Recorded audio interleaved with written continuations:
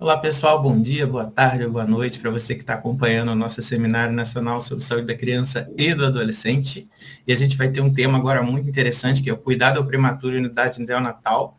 E a gente tem uma convidada especial, a professora doutora Maria Estela Diniz Machado, ela do Departamento Materno-Infantil e Psiquiatria da UF, a professora especialista nesse assunto. Acho que vocês vão adorar o que ela vai trazer para a gente aqui e espero que vocês curtam e deixem os comentários. Professora Estela, muito agradecido pela sua participação e pode ficar à vontade. Obrigada. Primeiramente, agradecer o convite, né? É um prazer participar de um evento voltado para a saúde da criança e do adolescente. Não temos tantos, né, quanto a gente gostaria. Então, é muito bom poder participar desse momento agora. Então, vamos lá. A gente vai hoje conversar sobre o cuidado ao prematuro e unidade neonatal. Mas não podemos falar do cuidado ao prematuro sem entender primeiramente em que contexto, né, está esse prematuro. Primeiramente, o prematuro ele é classificado como um recém-nascido de risco, mas ele não é o único recém-nascido de risco. Né? O recém-nascido de risco ele abrange uma série de crianças com diversas alterações e problemas ao nascimento. Dentre essas crianças, a prematuridade ela se destaca pelo maior número de crianças internadas em uma unidade neonatal. A maior taxa de internação é de prematuros. Então, a gente precisa entender como acontece essa questão no mundo e no Brasil. Então, vamos falar um pouquinho agora em termos de porcentagens, né, de quantidade. No mundo, cerca de 30 milhões de bebês nascem prematuros ou com baixo peso, ou adoecem logo nos primeiros dias de vida. Isso significa que nós temos 1 milhão de recém-nascidos com baixo peso e infecções que sobrevivem, né, no início de suas vidas, mas geralmente com algum tipo de deficiência, sendo uma das mais sérias a paralisia cerebral e também os problemas cognitivos. Então, é um grupo de bebês que representam significativamente a nossa mortalidade infantil. No Brasil, nós temos uma taxa de prematuridade de aproximadamente 12%.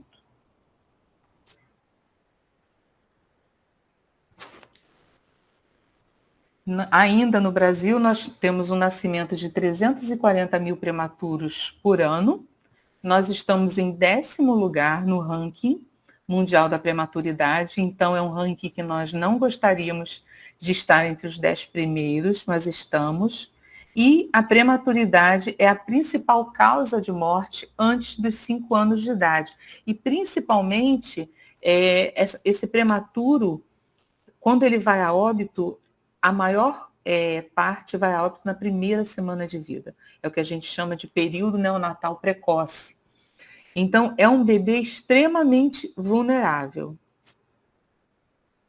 Nós temos, né, uma classificação pela Organização Mundial de Saúde quanto à idade gestacional, onde classifica essa prematuridade. Lembrando que a classificação para prematuro é todo bebê que nasce antes de 37 semanas de vida.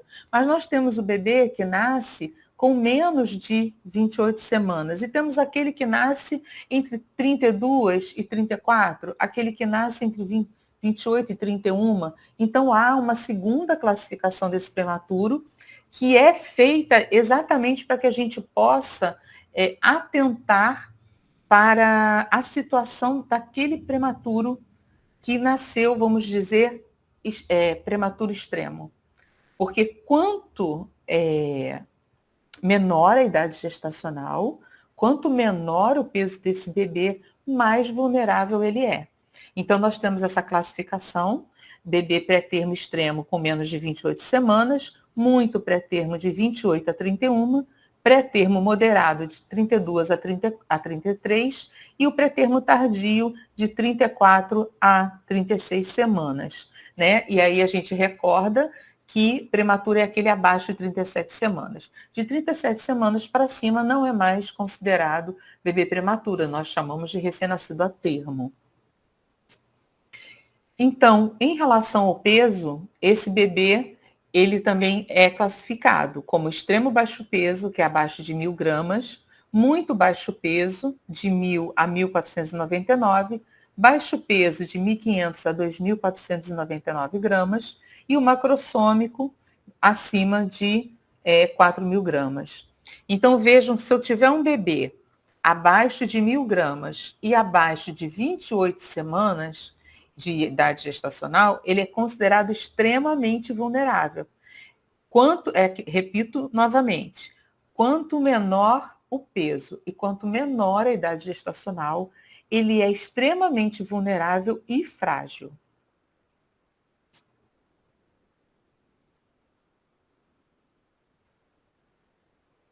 O prematuro, ele é biologicamente vulnerável, como a gente vem falando, devido principalmente à sua imaturidade orgânica, né? O período que ele tem que ficar no ambiente intrauterino e que ele está do lado de fora, internado na unidade neonatal, seria o período onde ele teria um franco desenvolvimento. Um bebê com menos de 28 semanas ou de 30 semanas ou de 32 semanas, ele precisava ficar um pouco mais de tempo dentro da barriga de sua mãe, né? No ambiente intrauterino.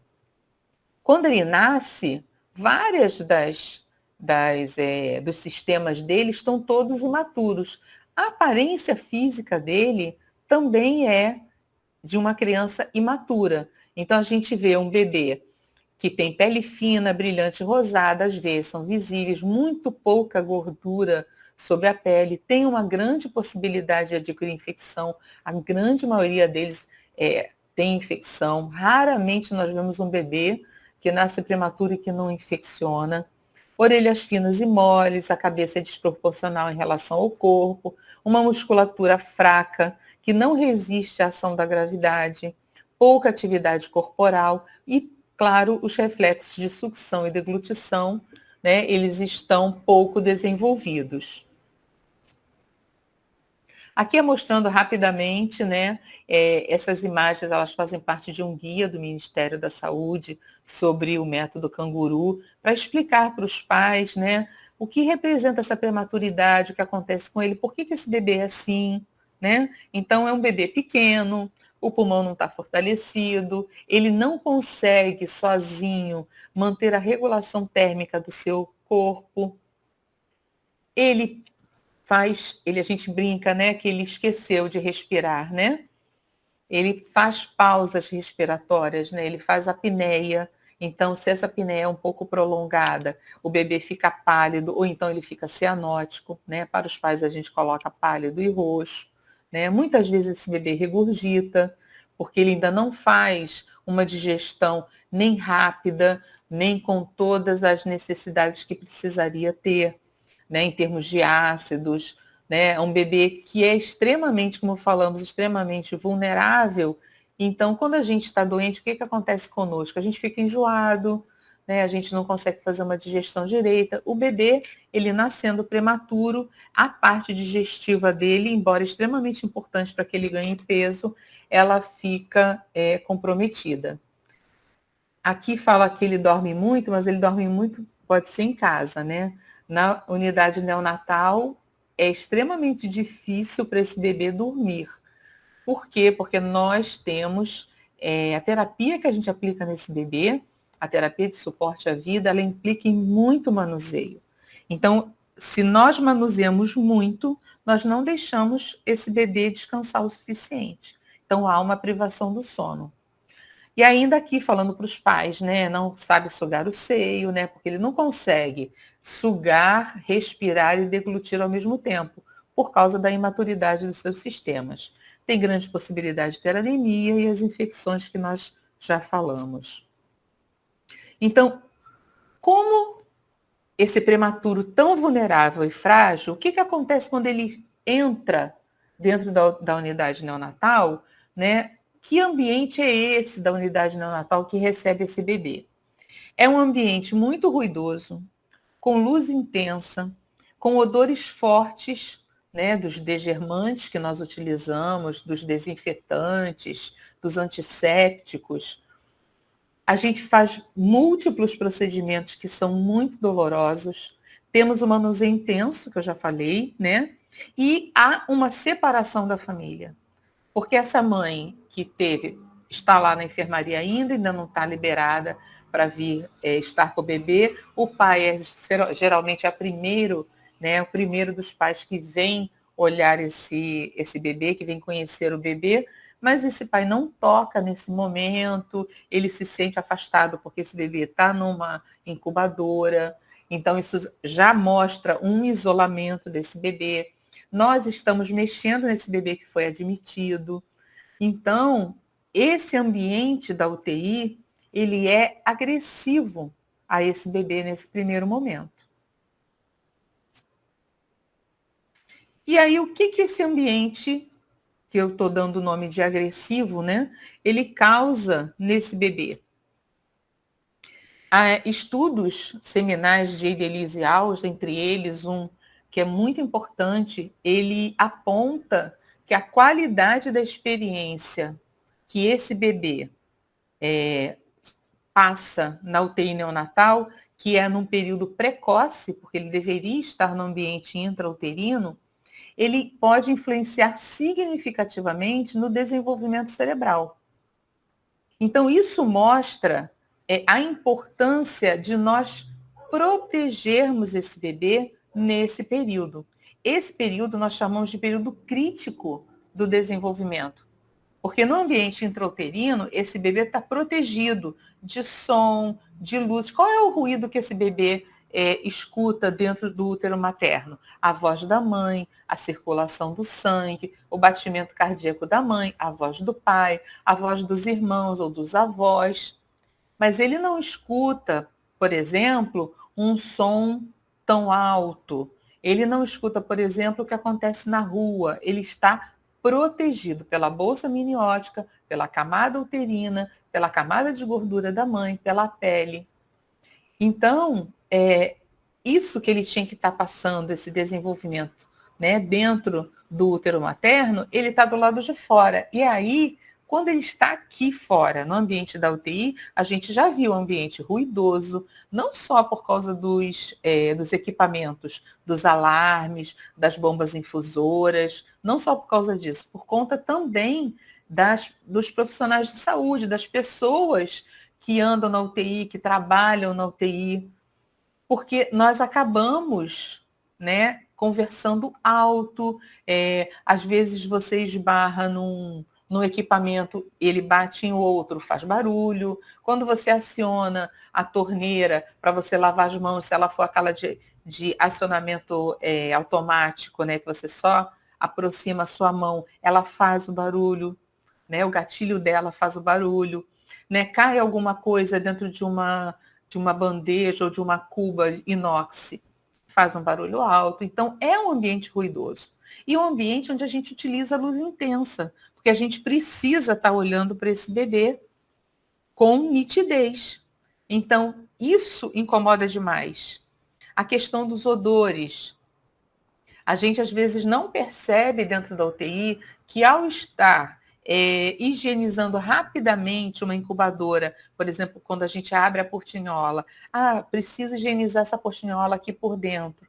Você não repara que você molhou demais, às vezes, o tecido que você está usando para limpar, seja algodão ou gás ou o que for. Naquele momento você embebe muito, por exemplo, no antisséptico, ou até mesmo no álcool 70, para fazer a higienização, e aquilo está com muita quantidade, esse cheiro ele entra dentro da incubadora, porque eu abri a portinhola e estou limpando ela por dentro, né, pela face interna.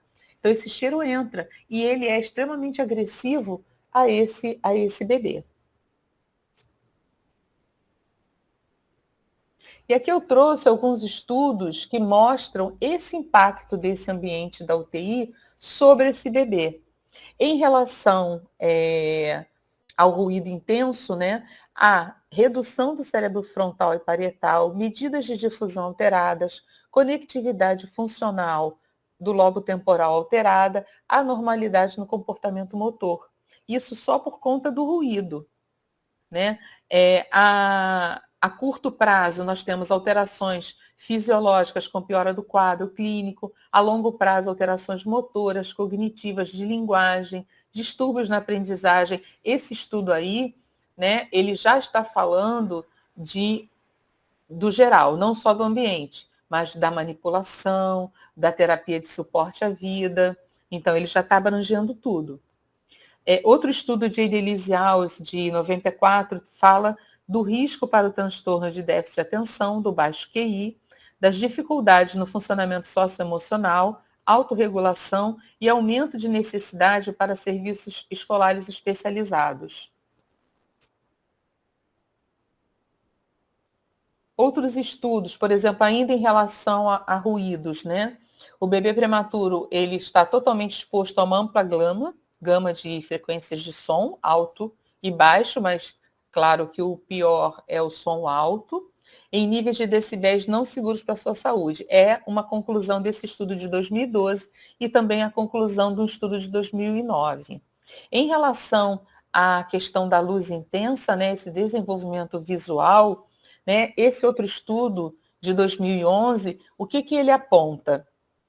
Ele aponta que existem 3 principais áreas de cuidado na UTI que podem afetar negativamente esse desenvolvimento visual, que é a interferência com a atividade endógena das células do cérebro, a privação do sono por conta da luz e do ruído e a exposição à luz intensa. Então, se eu não protejo os olhos desse bebê, ele recebe toda essa carga de luminosidade sobre ele e isso afeta também a atividade endógena dele. Então, ainda dentro desses estudos, né, quais os efeitos nesse bebê? A interferência do sono é uma delas, né? Quando qualquer um de nós está internado no hospital, uma das coisas que a gente mais reclama é o quê? Que a gente não consegue dormir. Porque toda hora entra alguém para verificar sinais vitais, para trocar o soro, chega comida para você, chega uma visita, a pessoa vem trocar uma sonda, vem fazer uma medicação. Então, isso continua em 24 horas. À noite também acontece. Quando a gente está no hospital, a gente dorme, a gente descansa muito pouco. Só que a gente é adulto. A gente compreende, a gente pode falar assim, olha, não quero receber visita nenhuma agora na parte da tarde, que eu preciso descansar. Você pode conversar com a equipe de saúde, enfermeiros e médicos, né? E pedir se na parte da madrugada, se ao invés de dar o medicamento às 2 horas da manhã, será que a gente não consegue fazer meia-noite, 6 horas da manhã? Isso tudo a gente consegue porque a gente é adulto e consegue dizer, nossa, não dormi nada, estou super cansada. O bebê, ele não fala. Ele não diz a necessidade dele. Você precisa perceber a necessidade dele. Então, uma delas é que o sono é a privação do sono. Eles dormem muito pouco, descansam muito pouco. Um bebê precisa, para que ele tenha uma regulação, né, uma estabilidade clínica, ele precisa de pelo menos 50 minutos de sono, porque ele tem a primeira parte, que é um sono leve, até que ele entra em sono profundo, e aí esse sono é benéfico para ele. Então, a gente não deixa esse bebê 50 minutos sem mexer nele. Essa é uma verdade. Muitas vezes a gente faz isso. Então, é importante que a gente modifique a nossa prática para que a gente possa proteger esse bebê.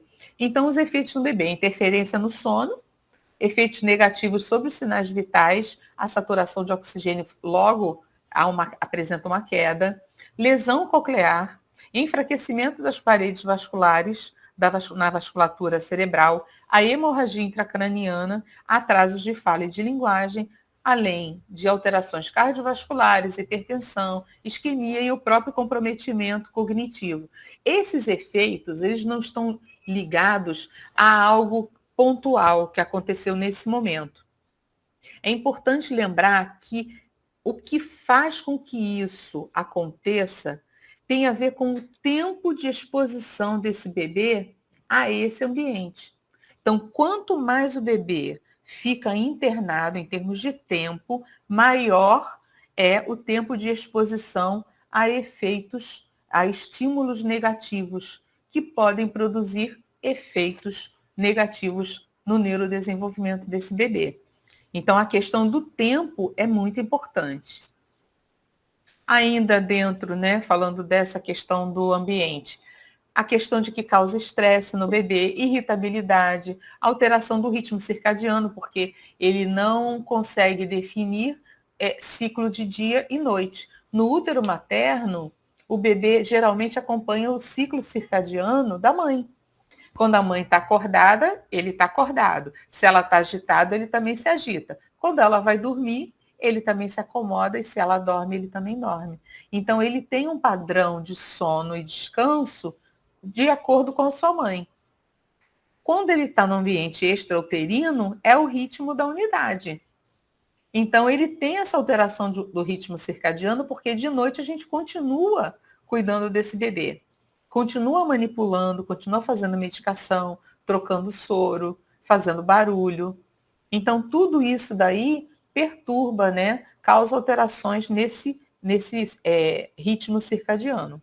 Alteração de frequência cardíaca e respiratória, alteração de pressão arterial, de oxigenação, peristaltismo e o próprio consumo de glicose, porque quanto menos ele dorme, menos também ele guarda a glicose para ele, né? O consumo energético também diminui. Ele acaba perdendo glicose. E ao perder glicose, ele perde energia. E por que tudo isso acontece com esse bebê nesse momento? Elise Alves tem uma teoria, que é a teoria sincronoativa de desenvolvimento, onde ela mostra essa imagem aqui. Essa imagem é muito interessante. O que ela mostra? Que os sistemas do bebê, o sistema de atenção e interação, sistema de estado, motor, autônomo, eles interagem de forma cíclica, contínua e simultânea com todos os estímulos externos, com todos os estímulos desse ambiente. Então, se eu vou fazer um procedimento doloroso, a dor que causa, né, nesse bebê afeta todos os sistemas dele. E como isso é simultâneo, aquilo que afeta, por exemplo, o autônomo, já reduz a sinapse naquele momento, que vai produzir nos outros sistemas alterações também. Então, por isso que é contínuo, né, simultâneo e interfere em tudo. E essa interação, a gente precisa cuidar desse bebê, é claro, mas entender que tudo que a gente faz com ele nesse ambiente, tudo que a gente faz para cuidar, precisa respeitar os sistemas dele, precisa respeitar o neurodesenvolvimento desse bebê. Então, se eu faço qualquer coisa agora, isso interfere em todos os sistemas do bebê. É isso que acontece. É claro que eu não posso deixar de cuidar, né? Isso nunca. Mas eu posso modificar a minha prática para que eu interfira o mínimo possível no neurodesenvolvimento dele. E a gente vai entender por quê, né? Então, como é que eu posso cuidar desse prematuro, né, que interage com tudo que acontece ao redor dele? Através da neuroproteção. Neuroproteção aqui, eu trouxe a definição do Dr. Sérgio Marba, do IFF, que ele é um conceito bem objetivo e que mostra exatamente o que a gente precisa fazer. Então, o que é a neuroproteção? É o conjunto de medidas que visam reduzir ou prevenir uma lesão cerebral no recém-nascido pré-termo, desde o pré-natal. Então, vejam que não é um olhar só para o bebê que está na UTI. Desde o pré-natal, eu preciso ter cuidado com o desenvolvimento neurológico desse bebê. Desde o pré-natal até o nascimento e durante a internação na unidade neonatal. Lembrando que o período de pré-natal desse bebê, ele ainda está mais protegido no útero materno. Mas, claro, se a mulher tiver acesso ao serviço de saúde, se ela tiver uma boa alimentação, se ela tiver apoio emocional, né, se ela não estiver passando problemas muito difíceis, Mas ele ainda tem uma proteção maior porque ele está no ambiente intrauterino. Quando ele está na UTI, ele não tem mais isso. E ele está separado desses pais. Seja pela instabilidade clínica dele, seja porque os pais ou a mãe ficou grave nesse momento de nascimento do bebê, ou porque o pai tem medo de tocar, ou porque ninguém diz para esse pai que ele pode tocar nesse bebê, que ele deve tocar no bebê, que ele deve conversar com o bebê. O bebê reconhece a voz do pai, da mãe, do irmãozinho. Ele reconhece e ele se acalma quando escuta essa voz, porque é a voz que ele escutava intraútero. Então, às vezes a gente, no corre-corre do dia a dia, não se lembra de dizer para o pai, olha, você pode tocar no bebê, conversa com ele. Né? Não se faz, às vezes, um acolhimento adequado dessa família, desse pai, dessa mãe, ou desse irmãozinho, ou dessa vovó que veio para visitar o bebê. Então, são medidas que a gente visa reduzir ou prevenir. Nem sempre a gente consegue prevenir totalmente, mas pelo menos, se não consegue prevenir totalmente, pelo menos reduzir. Isso é extremamente importante para a nossa prática. E quando eu falo em neuroproteção, eu falo em um cuidado que eu vou chamar aqui de cuidado desenvolvimental, que é uma tradução literal do termo em inglês. Mas aqui no Brasil, a gente também encontra, né, muitos autores falando de cuidado do desenvolvimento, ou cuidado para o desenvolvimento, ou cuidado contingente. Antigamente, no método Canguru, nos manuais, a gente encontrava esse termo, cuidado contingente. Todos eles falam desse tipo de cuidado. É um cuidado que visa a neuroproteção. Então, ele busca minimizar ou reduzir sequelas, ou evitar sequelas. Como que ele faz isso?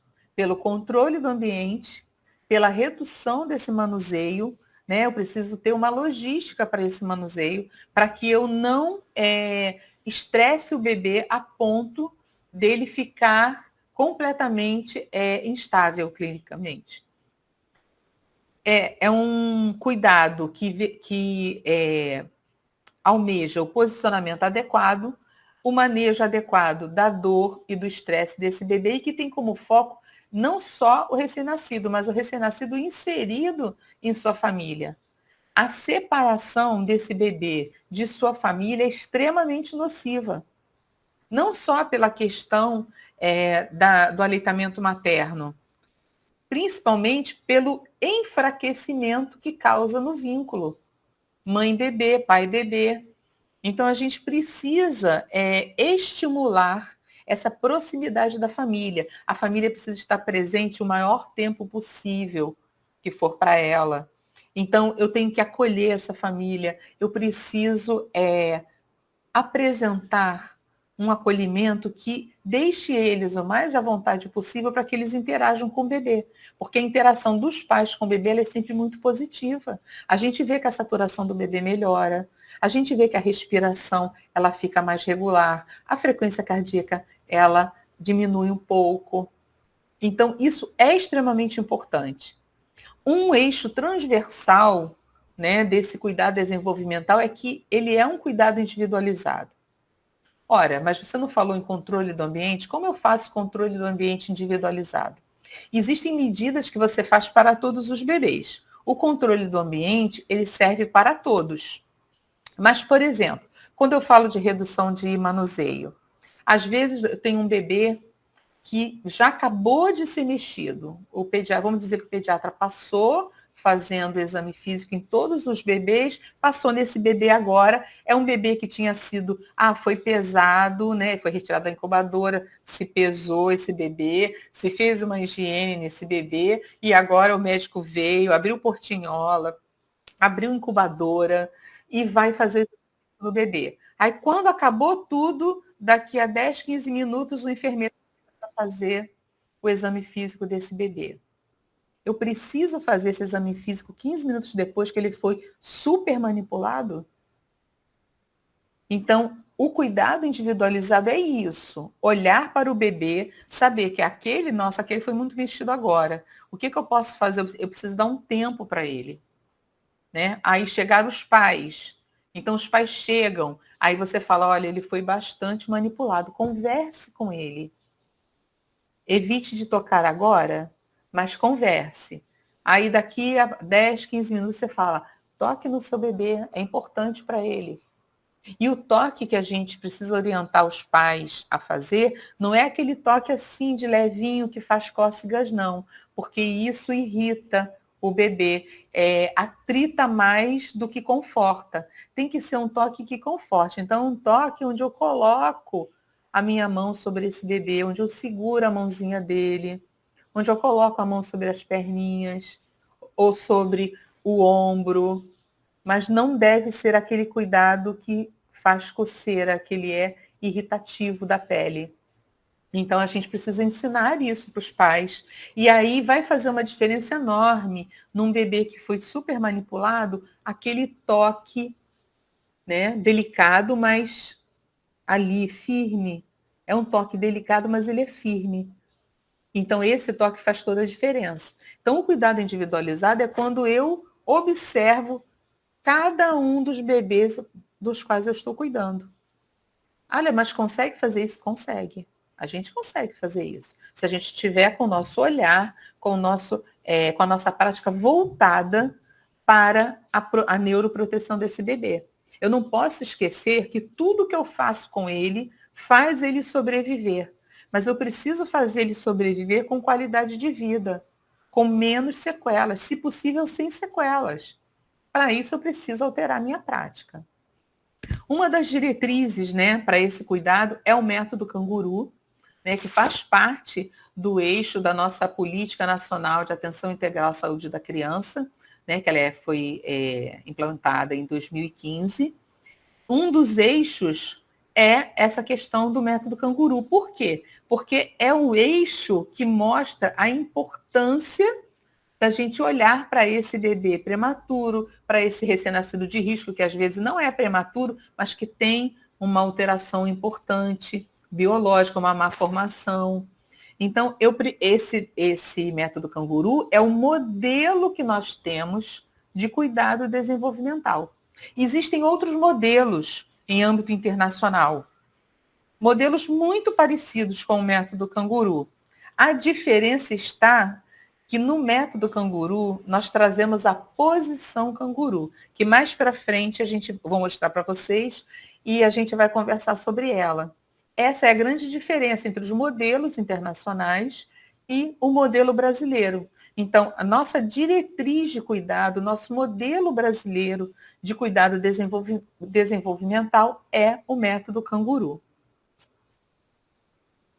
Então, que estratégias eu posso usar quando eu falo da questão do controle do ambiente? Então, nós temos aqui, estou mostrando para vocês. Vou apontar aqui com a minha setinha. Esse aqui é um decibilímetro, né, que ele mede os decibéis, ele tem um alcance bom, tem vários modelos, esse é apenas um deles. Mede com, assim, tem uma acuidade, né, para medir os decibéis da unidade. Se ela for muito grande, você vai em diversos pontos, para você ver em que nível de decibéis está. O bebê, ele aguenta, né, ele fica bem até no máximo de 50 decibéis. E aí eu vou dizer para vocês que quando a gente coloca um frasco, ou quando a gente pega o prontuário e coloca sobre a incubadora, o impacto de você colocar isso sobre a incubadora, seja um recipiente plástico ou de vidro, ou uma cubarrinha de inox, ou esse próprio prontuário, isso já foi medido em outros estudos, alcança 80 decibéis. Quando a gente precisa ter esse bebê entre 45 e 50. Melhor 45. Mas é mais difícil. Mas 50 não deve passar de 50. 50 decibéis é aquilo que ele suporta para não ter nenhuma sequela. Dessas que a gente, inclusive, já mostrou aqui no início. Então, esse aqui é um decibilímetro, né? Esse daqui é um interruptor com dimer.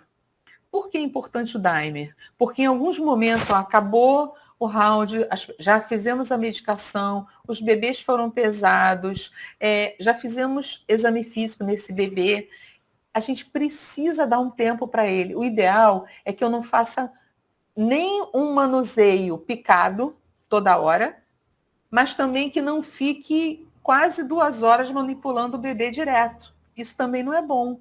Então, precisa ter um intervalo entre esses procedimentos que a gente faz.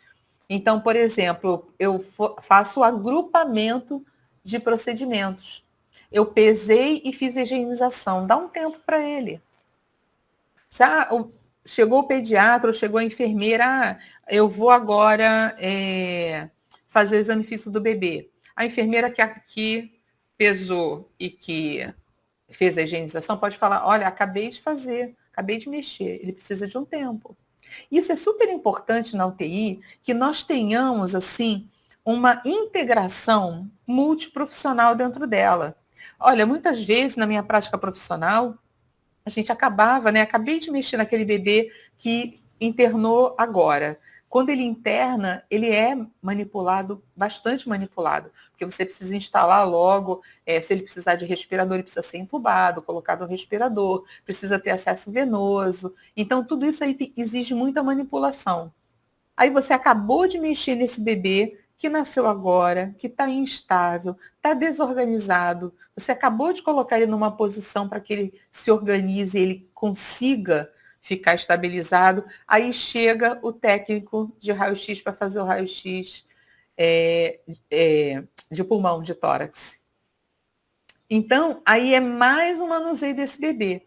Como nós temos a possibilidade, quando esse bebê não está quando ele está num berço aquecido, existe a possibilidade dele colocar aquela parte que ele coloca embaixo para fazer o raio-x, sem mexer no bebê. A gente pode colocar por baixo, por exemplo, né, do colchão de forma bem delicada, mas não deixa de ser manuseio. Então, não é bom quando você faz tudo, precisa ser organizado. O cuidado que a gente vai fazer precisa ser organizado, desde o momento da admissão até a alta dele. Então, a gente tem, por exemplo, aí eu quero dar um tempo para esse bebê que ele está precisando. Eu vou lá no dimer e reduzo um pouco a luz. O que acontece quando a gente reduz a luz no ambiente? Automaticamente, o som também diminui. É até instintivo nosso. Desligou a luz ou abaixou o nível de luz, a gente automaticamente abaixa o tom de voz, faz menos barulho. Então, o dimer serve para isso, para que você dê em vários momentos ao longo das 24 horas, momentos em que esse bebê vai ficar com menos luminosidade, com menos ruído. O decibilímetro, ele vai medir em que nível está naquele momento. E a gente que está medindo, que geralmente é o enfermeiro que faz isso, deu acima de 50, tem que falar com as pessoas, tem que falar com a equipe. Gente, vamos diminuir o barulho? Está dando 60, está dando 75. Não pode. E não pode mesmo, porque esse bebê vai adquirir uma sequela pelo tempo de exposição. A gente nunca sabe se esse bebê vai ficar 1 semana ou 3 meses na UTI. Lembra o que a gente falou sobre tempo de exposição? Então, é extremamente importante que a gente meça e que tome a atitude de fazer as pessoas baixarem o tom, entendeu? Vamos reduzir isso. E esse aqui do lado é um luxímetro, que ele mede a intensidade da luz.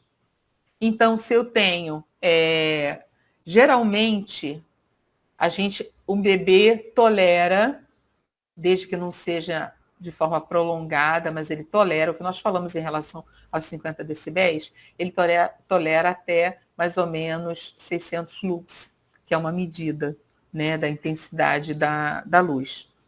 Então, se eu vejo lá que está mais do que isso, né, no máximo isso, se está mais do que isso, eu preciso reduzir as luzes. Eu vou lá no meu dimer, né, e reduzo a luz do ambiente da UTI. Tudo isso é importante para que a gente controle esse ambiente. Então, as estratégias, redução de luzes, uma estratégia muito boa que a gente usa há anos é colocar um lençolzinho, né, ou uma toalhinha, o que for, sobre a incubadora, protegendo, né, a face desse bebê da luz intensa. É claro que eu não posso deixar isso direto 24 horas, porque ele também precisa entender o ciclo circadiano. Se eu mantiver esse bebê na penumbra 24 horas, ele vai ter alteração do ciclo circadiano. Tem que ter um momento para ele acordar. Então, por exemplo, se eu tá de dia e esse bebê precisa ser pesado, eu vou pesar ele, eu vou tirar, né? Eu vou fazer higiene, eu tiro esse lençolzinho de cima da incubadora para que ele sinta a luz, para que ele comece a desenvolver esse ciclo circadiano de luz, né, de dia e penumbra à noite. Tanto que a maior parte das UTIs neonatais, à noite a gente reduz luz, mantém aquele lençol sobre a incubadora, mas lembrando que ele também é nocivo se ele ficar 24 horas direto na penumbra. Ele precisa sentir luz para que haja a formação desse ciclo circadiano. Verificação, então, de decibéis em vários momentos ao longo da semana, colocar lembrete na unidade, atenção, abaixar a voz, reduzir o alarme dos equipamentos. Ao usar os produtos no interior da incubadora, eles não devem ser agressivos ao olfato. Aí você vai me perguntar, mas eu preciso utilizar um álcool 70, como é que eu vou fazer? Você pode usar o álcool 70, mas você usou onde você precisou, mas ele fica condicionado fora da incubadora. O problema é que, às vezes, as pessoas colocam a Cubarim dentro da incubadora com o algodão ou com a gás encharcado de álcool 70, ou de clorexidina, ou de qualquer outro antisséptico. E isso tem um cheiro muito forte e agressivo para esse bebê. Então, manter a Cubarim sobre a incubadora, não encharcar tanto aquilo que você vai utilizar. Você não precisa deixar aquilo pingando, né? O produto não precisa estar pingando para você estar fazendo a antisepsia ou a degermação, ou seja, o que for. Né? Então, são pequenos cuidados, mas que fazem diferença para esse bebê. Aqui é mostrando para vocês uma UTI que fez um momento, é de dia, mas vejam que a parte de baixo, aqui a parte de trás, né, esse pedaço todinho aqui, ele está na penumbra. E vejam que tem lençóis sobre as incubadoras. Ó, todos eles com lençóis. Tem uma outra aqui.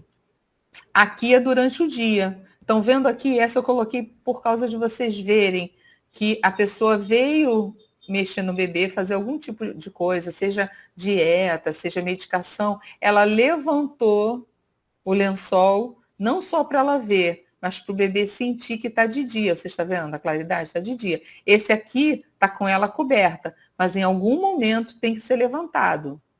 Então, a gente aproveita o momento em que vai fazer alguma coisa e levanta. Agora, se ele tiver em sono profundo, eu estou há 1 hora sem mexer nele, ele está em sono profundo. Então, se ele está em sono profundo, eu não vou levantar para acordar ele. Ele também precisa dormir. Então, vejam que precisa ser um cuidado individualizado mesmo. Olha, esse aqui eu percebi agora, ele está dormindo, está em sono profundo, não vou mexer nele, vou esperar um pouquinho para ele acordar. Eu não vou chegar e vou levantar o lençol, começar a mexer nele quando ele estava em sono profundo agora. Isso é cuidado individualizado, isso é olhar para ele individualmente. Embora a minha unidade esteja usando os lençóis para cobrir para tudo, eu tenho que respeitar o sono desse bebê. Uma outra estratégia é o manejo adequado da dor. Eu preciso usar escalas para medição da dor. Eu não posso ficar assim, eu acho que o bebê está com dor. Não, eu acho que não. Ele está tão quietinho, eu acho que ele não está sentindo dor, não. O que me mostra, né, que me ajuda a dizer se ele está com dor ou não, é a aplicação de um instrumento que me ajude a medir essa dor. Eu posso não conseguir medir a intensidade da dor, mas eu consigo, através de instrumentos, dizer se ele está com dor ou não. No caso aqui, é a escala NIPS, né? E ela verifica, né? Ela te ajuda a você classificar se o bebê está com dor ou não, pela avaliação da expressão facial, presença ou não de choro, como está a respiração, como estão os movimentos de braços e das pernas e do estado de consciência. Essa escala é uma escala, talvez a escala mais utilizada aqui no Brasil seja a NIPES. Eu acredito que sim, porque ela é uma escala fácil de ser aplicada, mas ela é uma escala pontual. Eu estou avaliando a dor naquele momento. Né? Deve ser uma escala muito utilizada, principalmente quando eu vou fazer um procedimento invasivo, e os procedimentos invasivos são dolorosos. Então, se eu vou realizar um procedimento invasivo, eu preciso aplicar antes para ver se esse bebê está com dor. Se ele tiver com dor, eu preciso dar um tempo para ele antes de fazer. E depois que eu fizer o procedimento, eu preciso avaliar de novo, para eu saber como ele está. E quando eu identifico que ele está com dor, eu vou usar uma medida ou farmacológica ou não farmacológica. O que seria uma medida não farmacológica? É uma medida, por exemplo, uma sucção não nutritiva, um enrolamento desse bebê, o colo da mãe, colocar esse bebê em posição canguru. Essa outra escala aqui que eu estou mostrando para vocês é a escala EDIM. Ela já está aqui na versão brasileira. Acima de 6 pontos, a gente considera a presença de dor. É uma escala que avalia a dor crônica. Então, essa escala não é para eu fazer a cada procedimento. É a escala para eu verificar pelo menos a cada 12 horas. Então, em 24 horas, eu vou verificar 2 vezes. Então, ela trabalha com a questão da face, do corpo, do sono, o contato, né? O contato está difícil, o bebê grita ao menor estímulo. Como é que está a questão da consolabilidade? Precisa de consolo? Não precisa? Dificilmente se acalma? Entendeu? Então, um resultado acima de 6 pontos considera que esse bebê está com dor crônica. Então, acumulou dor de diversos momentos, dor aguda em diversos momentos, estresse em grande quantidade, esse bebê está apresentando um quadro de dor crônica. E eu preciso avaliar isso através do meu cuidado individualizado. Aqui eu trouxe 2 estudos, né? Esse estudo, o primeiro aqui, ele quis investigar o impacto da experiência dolorosa e estressante no início da vida desses bebês. E o que ele viu, né?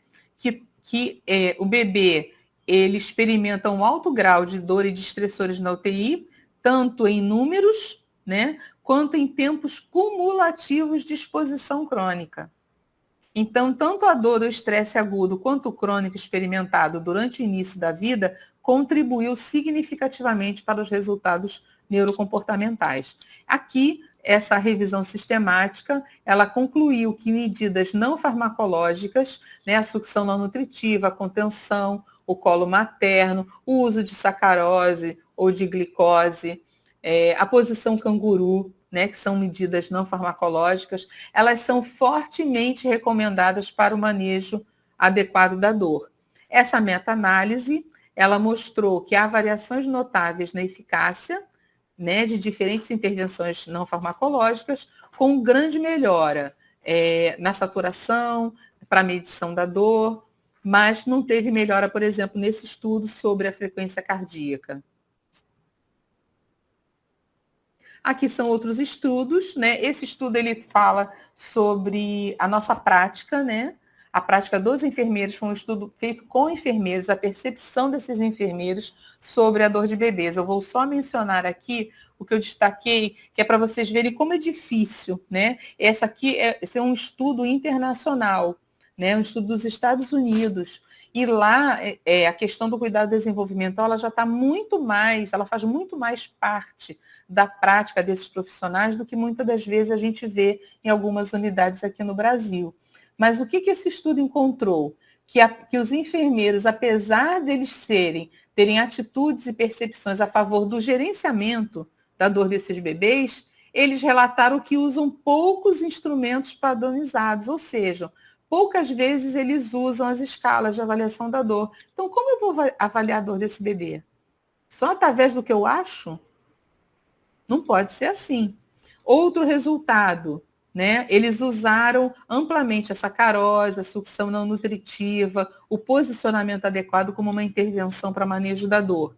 Mas o contato pele a pele, que é uma das medidas não farmacológicas mais eficazes para o controle da dor desse bebê, ele é raramente praticado. Então, eles concluem que as atitudes e percepções dos enfermeiros influenciaram as práticas de avaliação de dor. E eles falam aqui no final que precisa ter, né, uma educação permanente desses profissionais para que eles possam modificar a sua prática. Opa. A questão do posicionamento adequado, eu coloquei essa figura aqui para vocês verem como esse bebê está enrolado. É um bebê que está entubado, é um bebê de muito baixo peso, provavelmente é um bebê que tem menos de 30 semanas de vida, pelo tamanho que eu estou olhando aqui.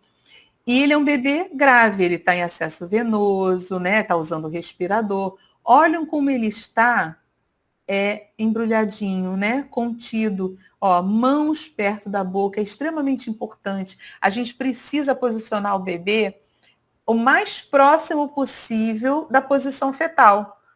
Como ele fica na posição fetal? Ele fica com as mãozinhas perto da boca, né? O joelhinho deles, né? E a coxa fica encostado no abdômen, o pezinho encolhido.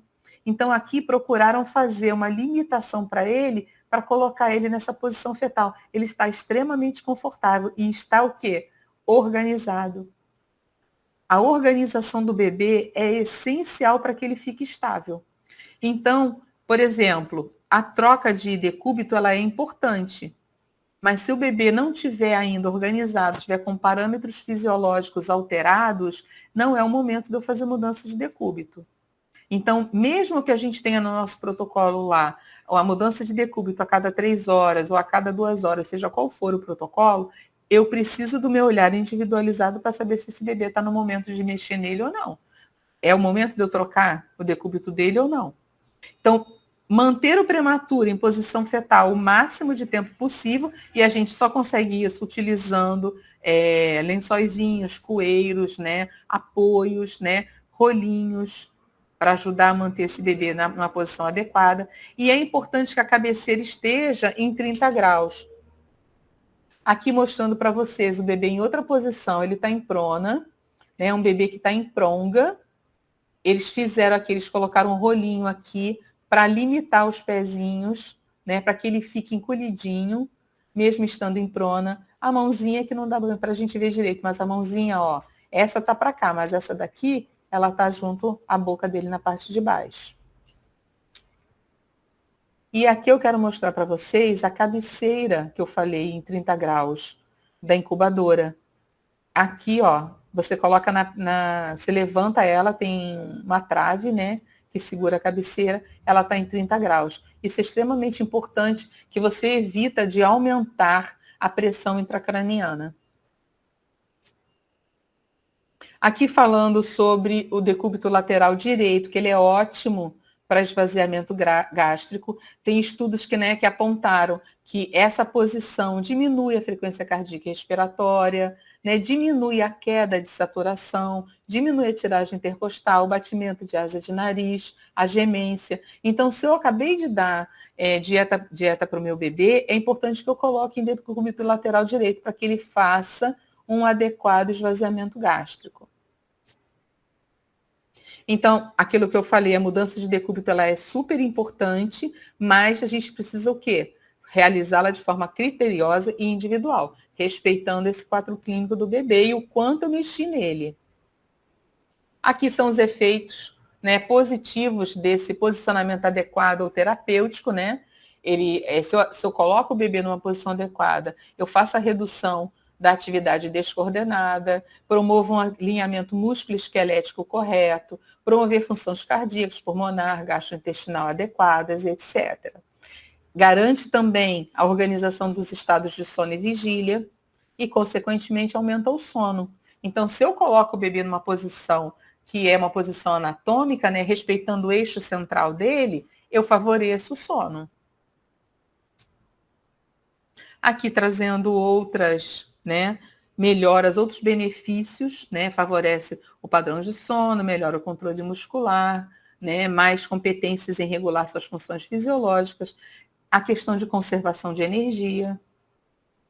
Aqui o que eu falei sobre a posição canguru. A posição canguru, inúmeros estudos já mostraram que ela é o melhor posicionamento para esse bebê. Então, é claro que eu preciso respeitar a condição clínica dele, mas aqui eu trouxe figuras de bebês que não estão com suporte ventilatório, mas nós podemos ter o bebê em posição canguru e o bebê ser uma criança que está no respirador, desde que um profissional monitore isso, a forma como você coloca o bebê, né, em posição canguru, espera um pouquinho ele estabilizar, cobre ele, né, ajusta junto da roupa do pai ou da mãe, e ele precisa ficar em posição canguru pelo menos 1 hora, porque quando a gente tira ele da incubadora, ele desestabiliza. É por isso que eu preciso que ele esteja estável clinicamente para que eu possa tirá-lo da incubadora. Então, eu tiro ele da incubadora só com a fraldinha, coloco no peito da mãe ou do pai, né? Vou cobrir, porque eu não posso deixar ele sentindo frio, vou cobrir e vou esperar aí, né? Na minha cabeça, eu já sei que ele leva pelo menos 15 minutos para ele começar a se estabilizar. Quando ele começa a estabilizar, ele entra num sono leve. A partir disso, a partir de 20 minutos, meia hora, ele entra no sono profundo. E é esse sono profundo que vai ajudar esse bebê a se regular. Outra coisa importante é que essa posição canguru, ela estimula o vínculo, ela estimula o seio materno, ele sente o cheiro da mãe, sente o cheiro do leite, sente o cheiro do pai. Então, é um dos melhores posicionamentos que a gente pode dar é a posição canguru. E vou dizer a vocês que ela ainda é pouco utilizada aqui no Brasil. Então, recomenda-se essa posição, né? Que ele deve permanecer 1 hora. É uma posição que favorece a estabilidade fisiológica, comportamental desse prematuro de muito baixo peso ou de pouca idade gestacional. Ele pode estar em ventilação mecânica, né? Então, é uma prática que pode ser realizada de forma segura desde que esteja sob monitoração. E é efetiva na promoção do sono profundo. Agora, em relação à presença da família, né? O recém-nascido ele tem o direito de receber os cuidados maternos e paternos. O seu desenvolvimento está ligado a essa interação com seus pais e familiares. Então, é o que a gente falou no início. É importante que a gente acolha bem essa família para que ela se sinta à vontade, ela precisa participar desse cuidado com o bebê. Então, quais são os benefícios? Mãe e pai sentem que o apoio deles, né, o fato de eles estarem ajudando, cuidando um pouco do bebê, ajuda a diminuir o grau de ansiedade dos pais. Pais ansiosos emanam ansiedade para esse bebê. É um direito eles cuidarem. Melhora o grau de satisfação da experiência na unidade neonatal, melhora o vínculo com esse bebê. Facilita a prática do método canguru, porque você dá proximidade, você dá interação, ele ajuda a cuidar. Então, mais rápido esse bebê vai para a posição canguru. Melhora a estabilidade metabólica e hemodinâmica, diminui infecções, melhora a taxa de amamentação, melhora a analgesia e diminuição do choro. Por isso que é importante quando a gente pode colocar o bebê em posição canguru antes de um procedimento invasivo doloroso, é extremamente importante. Vários estudos apontam isso. Melhora o desenvolvimento psicomotor, neurosensorial, né? O contato físico, ele favorece a amamentação prolongada, melhora o ambiente, empodera os pais. Então, favorecer o contato físico, a interação desse recém-nascido com seus pais, né, com suas mães, né, tem mostrado benefício para os pais e para os bebês. E ele deve estar em contato pele a pele o máximo de tempo possível. Eu gosto muito dessa figura, é uma figura que eu coloco em todas as minhas apresentações, onde eu mostro como eu entendo esse cuidado desenvolvimental. Aqui no eixo central, principal, nós temos o bebê e a família, né? E esse cuidado individualizado, que eu tenho que olhar para esse bebê e para essa família, diferente do modo como eu olho para outra, né? Porque cada um tem a sua singularidade, né? Eu também entendam que isso é uma coisa, vamos dizer assim, é uma figura também dinâmica, né? O manejo da dor e do estresse sobre esse bebê e essa família, a manipulação mínima, o posicionamento adequado, o sono seguro, né? A promoção do sono, o controle do ambiente. Então, essa figura é muito do que eu entendo que seja o cuidado desenvolvimental. Então, cuidado desenvolvimental é neuroproteção. E o que a gente está pretendendo? A gente está buscando equilíbrio entre a intervenção que é necessária e o neurodesenvolvimento adequado desse bebê. Porque a intervenção ela é necessária, senão ele não sobrevive. Mas eu preciso fazer uma intervenção que respeite, né, que promova esse neurodesenvolvimento do bebê. Aqui são minhas referências. Vão ficar disponíveis, tá? E até a próxima. E eu deixo aqui meu contato. Quem quiser conversar sobre o cuidado desenvolvimental, sobre prematuridade, esse é meu e-mail institucional. Muito obrigada.